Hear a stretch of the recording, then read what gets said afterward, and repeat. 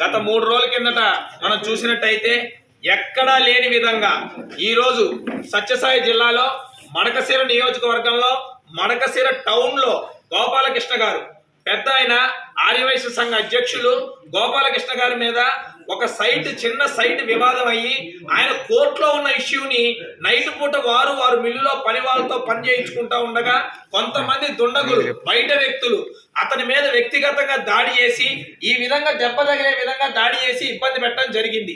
ఏంటయ్యా అంటే ఈ సైటు మాకు ఇవ్వాల్సిందే, ఈ సైటు మీరు వదిలిపెట్టి వెళ్ళాలి, లేకపోతే మీ సంగతి చూస్తామని చెప్పే విధంగా ఈ రోజు వాళ్ళు భయభ్రాంతులకు గురి చేసే విధంగా ఈ విధంగా దాడి చేశారంటే దీన్ని ఆర్యవైశ్య సంఘం తరపున తెలుగుదేశం పార్టీ వాణిజ్య విభాగం తరపున తీవ్రంగా ఖండిస్తున్నాం.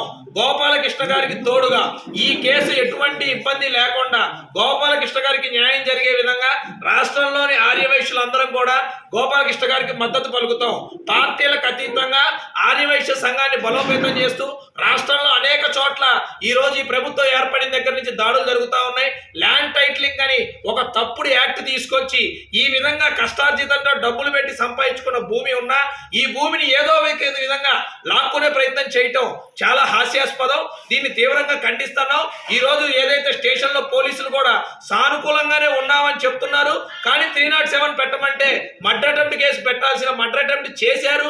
మనుషులను తెప్పించిన మాట వాస్తవం, కిరాయి ఇచ్చిన మాట వాస్తవం, అన్నగారిని ఇబ్బంది పెట్టాలని చూసిన మాట వాస్తవం, దెబ్బలు తగిలిన మాట వాస్తవం, కుట్లు పడ్డ మాట వాస్తవం. అన్ని రిపోర్ట్లు కంటి కట్టినట్టు ఎదురుగా కనబడతా ఉన్నా కూడా ఈ రోజు వరకు 307 పెట్టకపోవటాన్ని మేము తీవ్రంగా ఖండిస్తా ఉన్నాం.